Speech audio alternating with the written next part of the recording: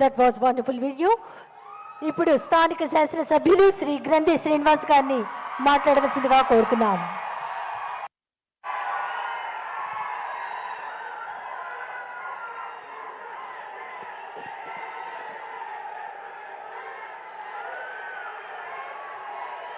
Second Bardoli స్వతంత్రోద్యమంలో Mahatma Gandhi చేత second బార్డోలిగా ప్రశంసించబడిన Bhimavaram, ఈ భీమవరం మరి ఇక్కడ ఏదైతే ఏ పార్టీ అయితే గెలుస్తుందో ఆ పార్టీ అధికారంలోకి రావడం అనేది సెంటిమెంట్గా మనందరం కూడా చూస్తూ ఉన్నాం. ఈ రోజున ఈ సెకండ్ బార్డోలిని నూతన జిల్లాల ఏర్పాటులో భాగంగా పశ్చిమ గోదావరి జిల్లా హెడ్ క్వార్టర్గా చేసి ఈ ప్రాంతానికి మరింత కీర్తిని ప్రతిష్టని తీసుకొచ్చిన మన ప్రియతమ ముఖ్యమంత్రికి జగన్మోహన్ రెడ్డి గారికి నియోజకవర్గ ప్రజల తరపున, జిల్లా ప్రజల తరపున నా ప్రత్యేక ధన్యవాదాలు, కృతజ్ఞతలు తెలియజేసుకుంటున్నా. ముఖ్యంగా మనం చూసుకుంటే కనుక తెలంగాణ రాష్ట్రంలో కేసీఆర్ గారు పరిపాలనా వికేంద్రీకరణ కోసం ఎన్నో జిల్లాలు, కొత్త జిల్లాలు ఏర్పడితే మరి ఎన్నో వాగ్దానాలు ఇచ్చి, ఎన్నో 600 హామీలు ఇచ్చి ప్రజల్ని నమ్మించి మోసం చేసి దగా చేసి అధికారంలోకి వచ్చిన చంద్రబాబు నాయుడు గారికి కనీసం పరిపాలన వికేంద్రీకరణ చేయాలని కానీ, ప్రజల వద్దకు పరిపాలన తీసుకెళ్లాలనే ఆలోచన కానీ లేకుండా గ్రాఫిక్స్లో అమరావతిని చూపించి ప్రజల్లో భ్రమలు సృష్టించి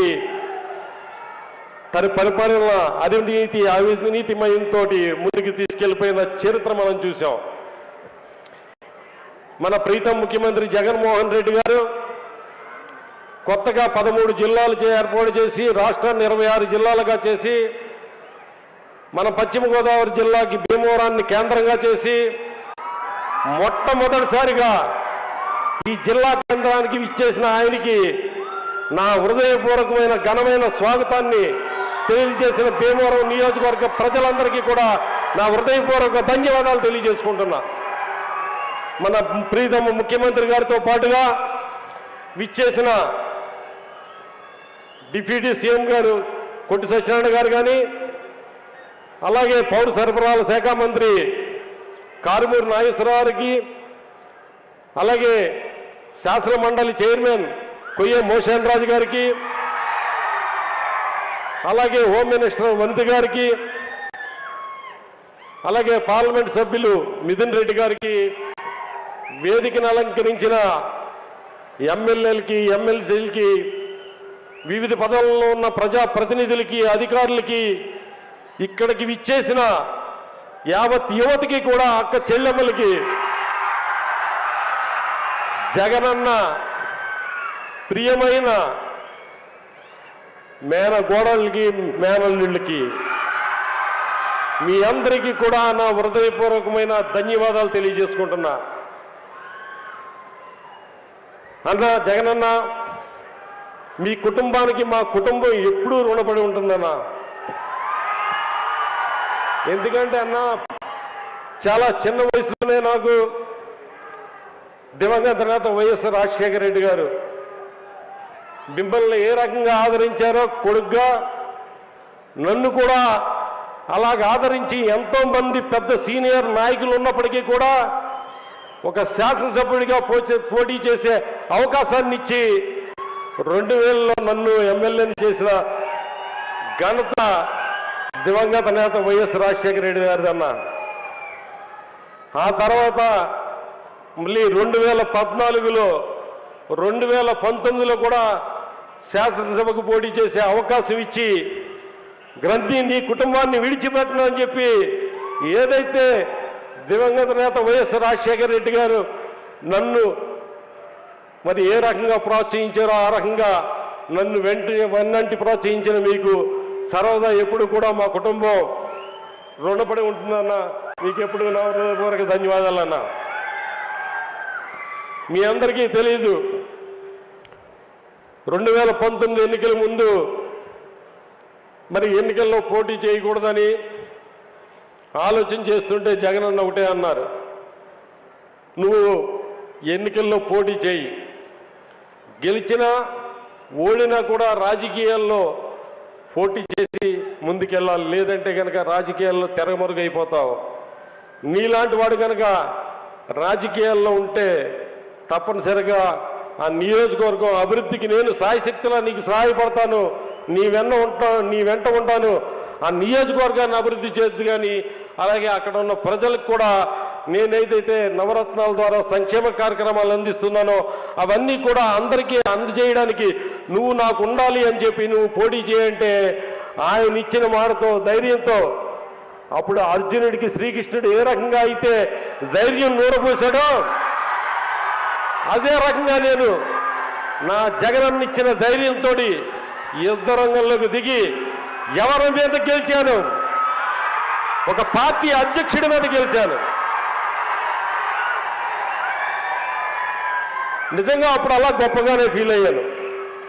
కానీ ఇప్పుడు చూస్తే అనిపిస్తుంది నేను ఒక గొప్ప వ్యక్తి మీద ఏం గెలవలా. ఎందుకంటే ఆయన నేపథ్యం చూస్తుంటే కనుక చాలా ఆశ్చర్యంగా ఉంటుంది మనకి. ఆయన పార్టీ అప్పుడు ఆ వెనకాల ఫోటో ఎవరు ఫోటో పెట్టుకున్నాడంటే చేగువేరా ఫోటో పెట్టుకున్నాడు ఆయన. ఆ తర్వాత మదర్ తెరీసా గారు ఫోటో పెట్టుకున్నారు, బాపురావు పూలే గారు ఫోటో పెట్టుకున్నారు, డాక్టర్ బాబాసాహెబ్ అంబేద్కర్ గారు ఫోటో పెట్టుకున్నారు. ఇలా మహాత్ముల ఫోటోలన్నీ పెట్టుకుంటే చాలా మంది యువత ఓహో విప్లవ స్ఫూర్తి ఉంది, దేశభక్తి ఉంది, ఎన్నో ఉన్నతమైన ఆశయాలు ఉన్నాయి అని చెప్పి ఆ సినీ నటుడి వెనకాల చాలా మంది యువత పరుగులు పెట్టి ఆకర్షితులయ్యారు. ఆ నాయకుడు ఇప్పుడు ఏం చేస్తున్నాడంటే ఆ ఫోటోలన్నీ కూడా తీశాడు. భగత్ సింగ్ గారు ఫోటో తీశాడు, చేగువేరా గారు ఫోటో తీశారు, మదర్ తెరీసా గారి ఫోటో తీసేశారు, బాబాసాహెబ్ అంబేద్కర్ గారి ఫోటో కూడా తీశారు. ఇప్పుడు అక్కడ చంద్రబాబు నాయుడు గారి ఫోటో పెట్టుకున్నారు. అక్కడ ఓ జన సైనికులారా, యువత, ఓ కాపు సోదరులారా, చూడండి మన చంద్రబాబు నాయుడులో చేగువేరా కనబడుతున్నాడు. ఓ యువత చూడండి మన చంద్రబాబు నాయుడులో బాపురావు పూలే కనబడుతున్నారు. ఓ యువత చూడండి ఇప్పుడు అంబేద్కర్ గారు మన చంద్రబాబు నాయుడులో కనబడుతున్నారు. ఆ మహనీయుల యొక్క ఫోటోలు పెట్టుకుని యువతని ఆకర్షించి మోసగించి పోటీ చేసిన చోట ఎక్కడా కూడా ఒక్క చోట కూడా గెలవకుండా ఇంకా వంచిస్తూ ఈ రాష్ట్రంలో ప్రజలందరికీ ఇచ్చిన హామీలన్నీ కూడా తూచా తప్పకుండా మాట తప్పకుండా ఎన్ని కష్టాలైనా కూడా నవరత్నాల ద్వారా ప్రతి కుటుంబానికి 1,00,000 నుంచి 5 లక్షల వరకు మేలు చేయాలని 32 లక్షల మందికి ఇల్లు ఇవ్వడమే కాకుండా నిరంతరం కూడా పేదవాళ్ళు, బడుగు బలహీన వర్గాల వారు కులం చూడకుండా, మతం చూడకుండా, పార్టీ చూడకుండా ప్రతి పేదవాడు కూడా ఆర్థికంగా బలోపేతం అవ్వాలని, ప్రతి అక్క చెల్లి కూడా ఆర్థికంగా బలోపేతం అవ్వాలని, ప్రతి కుటుంబం కూడా ఆర్థికంగా బలోపేతం అయితే ఈ రాష్ట్రం బలోపేతం అవుతుందని, ఇలాగ ప్రతి రాష్ట్రం కూడా బలోపేతం అయితే దేశం బలోపేతం అవుతుందని ఆలోచనతోటి నిరంతరం కూడా ఒక మంచి మనసుతోటి, ఒక ప్రేమ తత్వ హృదయంతో ఇలా మన ప్రీతం ముఖ్యమంత్రి జగన్మోహన్ రెడ్డి గారు పనిచేస్తూ ఉంటే, పేదల పక్షాన ఆయన నిలబడి ఉంటే, పేదల మీద కక్షతోటి, అక్క చెల్లెమ్మల మీద కక్షతోటి, రైతన్నల మీద కక్షతోటి వీళ్ళందరికీ మేలు జరుగుతుంది, వీళ్ళందరికీ మేలు జరగకూడదు అని చంద్రబాబు నాయుడు గారు చేస్తున్న కుట్రలకి, కుతంత్రాలకి ఈ దత్తపుత్రుడు ఏ రకంగా సహాయపడుతున్నాడు అనేది మనందరం కూడా చూస్తున్నాం. అరే చంద్రబాబు నాయుడు గారు, మీ చరిత్ర చూస్తే ఏముంది? హత్య రాజకీయాలు, వెన్నుపోటు రాజకీయాలు, ఎన్నికల ముందు దగా చేసి ప్రజలతోటి ఓట్లు వేయించుకుని అధికారంలోకి వచ్చిన తర్వాత ఆ ప్రజలను మర్చిపోవడాలు. మీకు గుర్తులేదా? ఎన్నికలకి వస్తున్నారు, అందరూ కలిసి వస్తున్నామంటున్నారు. ఏదైతే పేదల పక్షాన్ని నిలబడ్డ జగన్మోహన్ రెడ్డి గారిని అర్జెంటుగా అక్కడి నుంచి ఆ పదవి నుంచి దింపాలని ఆలోచన చేస్తున్నారు.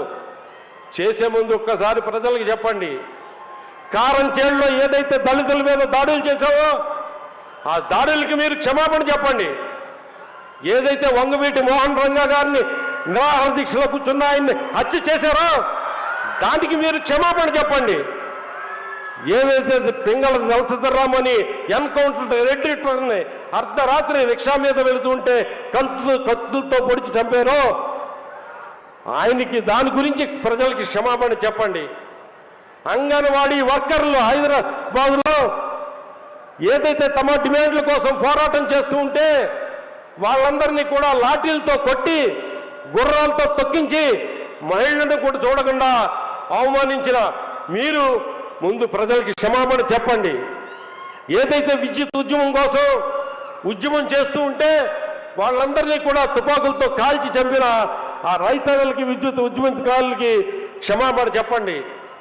ఏదైతే తెలుగు వాళ్ళ పౌరుషం కోసం ఎన్టీ రామారావు పార్టీ పెట్టి స్థాపించి ఏదైతే పార్టీని స్థాపించి ప్రజల మన్నలతో అధికారంలోకి వస్తే సొంత మామ నుంచి కూడా చూడకుండా ఆయన్ను వెన్నుపోటు పొడిచి ఆయన ముఖ్యమంత్రి పదవి లాక్కుని ఆయన పార్టీని లాక్కుని మోసం చేసిన, దగా చేసిన చరిత్ర ఉన్న చంద్రబాబు నాయుడు చేసిన తప్పును ప్రజల దగ్గర ఒప్పుకుని అప్పుడు ఓటు అడగడానికి రా అని చెప్పి మీకు విజ్ఞప్తి చేస్తున్నా.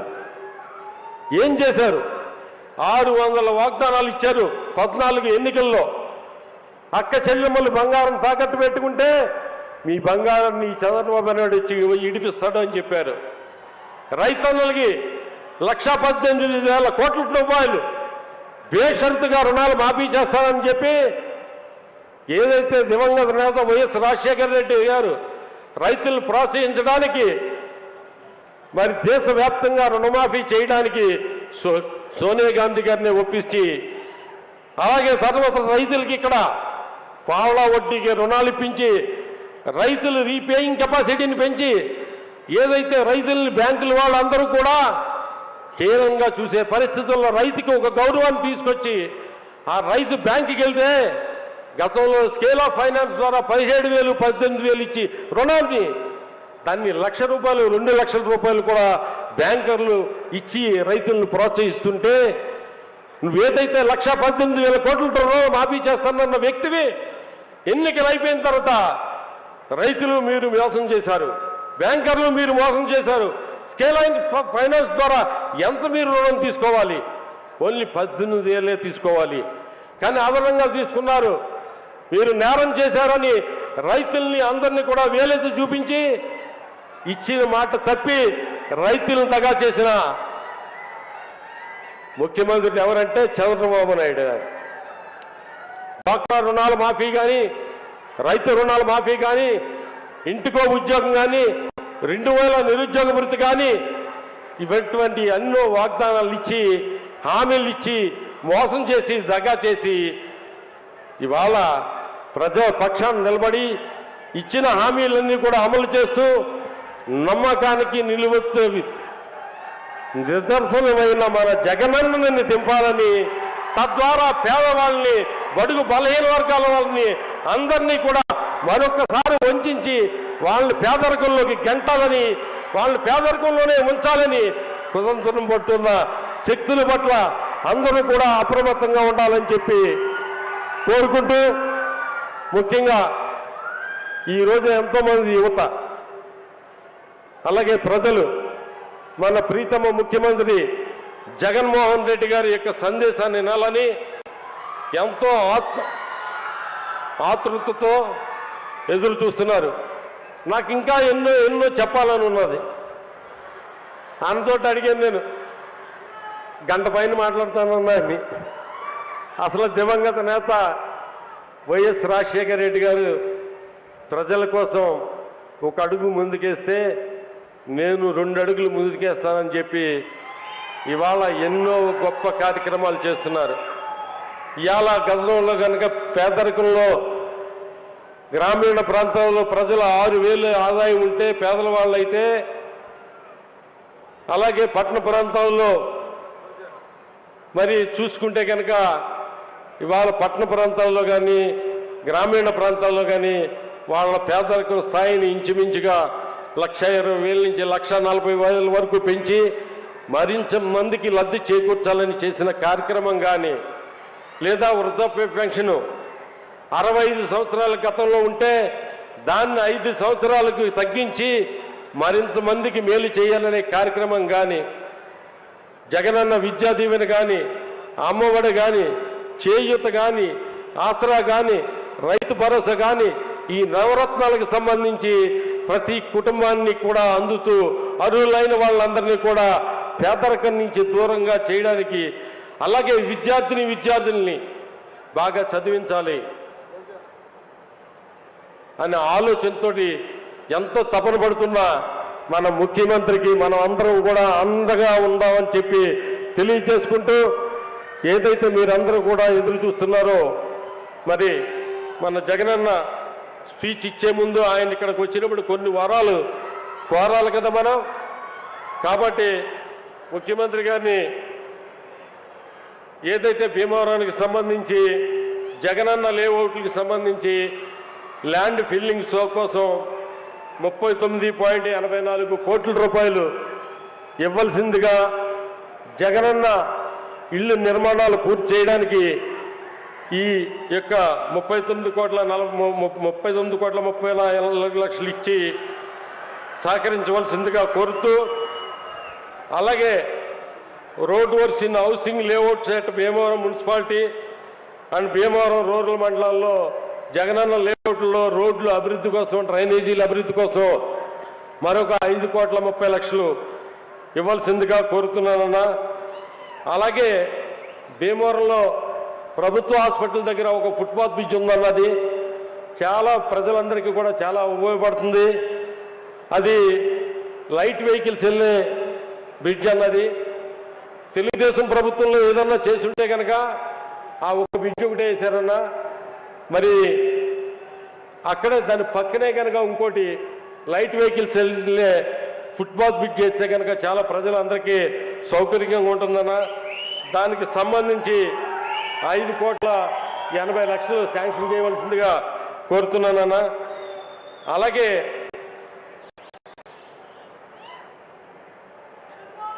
Connections of major bridge across Gontheru train అన్న నడపనివారిపాలెం, అది ఆ ప్రాంత ప్రజలందరికీ కూడా రాయికుదురు, చింతలగూడు గరువు ఆ ప్రాంతంలో ఉన్న ప్రజలందరికీ కూడా వీరవసరం రావడానికి, తద్వారా భీమవరం రావడానికి చాలా వీలుగా ఉండేదన్న. దానికి సంబంధించి ఆ బ్రిడ్జి శాంక్షన్ కోసం ఒక 12 కోట్ల రూపాయలు శాంక్షన్ చేయవలసిందిగా కోరుతున్నానన్న. అలాగే భీమవరం నరసాపురం అక్రాస్ తొక్కోడు ట్రైన్ దగ్గర రైతులకు సంబంధించి మచ్చిపూరి ఆ కింద గ్రామాలన్నీ కూడా పీపీ రోడ్డు కింద గ్రామాలకు సంబంధించిన రైతాంగం అంతా కూడా అక్కడ తూరలతో కల్వర్ట్ R&B రోడ్డు వేశారన్న. అక్కడ కనుక బ్రిడ్జి నిర్మిస్తే కనుక అక్కడ మచ్చిపూరి ఆ కింద పీపీ రోడ్డుకి పై కింద గ్రామాలన్నీ కూడా రైతాంగంగా అంతటికి కూడా మూడు ఇబ్బంది లేకుండా ఉంటుంది. కాబట్టి ఆ బ్రిడ్జ్ ఒకటి శాంక్షన్ చేయవలసిందిగా కోరుతున్నా. ముఖ్యంగా 100 బెడ్ ఏరియా హాస్పిటల్ కోసం 28 కోట్ల రూపాయలు శాంక్షన్ చేసినందుకు మీకు మా ప్రత్యేక ధన్యవాదాలు తెలియజేసుకుంటానన్నా. అలాగే దివంగత నేత వైఎస్ రాజశేఖర రెడ్డి గారు ఉండగా డెల్టా మోడర్నైజేషన్లో భాగంగా యనమదూరు ట్రైన్ మీద ఒక 3 బ్రిడ్జిలు శాంక్షన్ 4 బ్రిడ్జిలు శాంక్షన్ చేయిస్తామన్నా. వాళ్ళు 3 బ్రిడ్జిలే కట్టగలిగారన్నా. ఆ 3 బ్రిడ్జిలు కూడా రోడ్డుకి అనుసంధానం అయ్యలేవన్నా. ఆ రోడ్లు అనుసంధానం చేయడానికి మిమ్మల్ని అడిగిన వెంటనే దానికి సంబంధించి 36 కోట్ల రూపాయలు మీరు శాంక్షన్ చేసినందుకు మీ అందరికీ కూడా మీకు ధన్యవాదాలు తెలియజేస్తున్నానన్నా. అది అన్ని ఫార్మాలిటీస్ పూర్తయినాయన్నా. మీరు శ్రద్ధ తీసుకుని గవర్నమెంట్ హాస్పిటల్కి సంబంధించిన 28 కోట్లకు సంబంధించింది, అప్రోచ్ బ్రిడ్జిలకు సంబంధించిన ఆ 36 కోట్లకు సంబంధించి ఈ వారంలోనే మీరు తలుచుకుంటే టెండర్స్కి నోటిఫికేషన్ ఇప్పించగలరన్నా అది ఒకటి చేసి పెట్టవలసిందిగా కోరుతున్నానన్న. ఇంకా మరొకసారి ప్రీతం ముఖ్యమంత్రి జగన్మోహన్ రెడ్డి గారికి భీమవరం నియోజకవర్గ ప్రజల తరఫున, జిల్లా ప్రజల తరఫున, విద్యార్థుల తరఫున నా హృదయపూర్వకమైన ధన్యవాదాలు తెలియజేసుకుంటూ సెలవు తీసుకుంటున్నాను. ధన్యవాదాలండి. తర్వాత విద్యార్థిని స్పందన.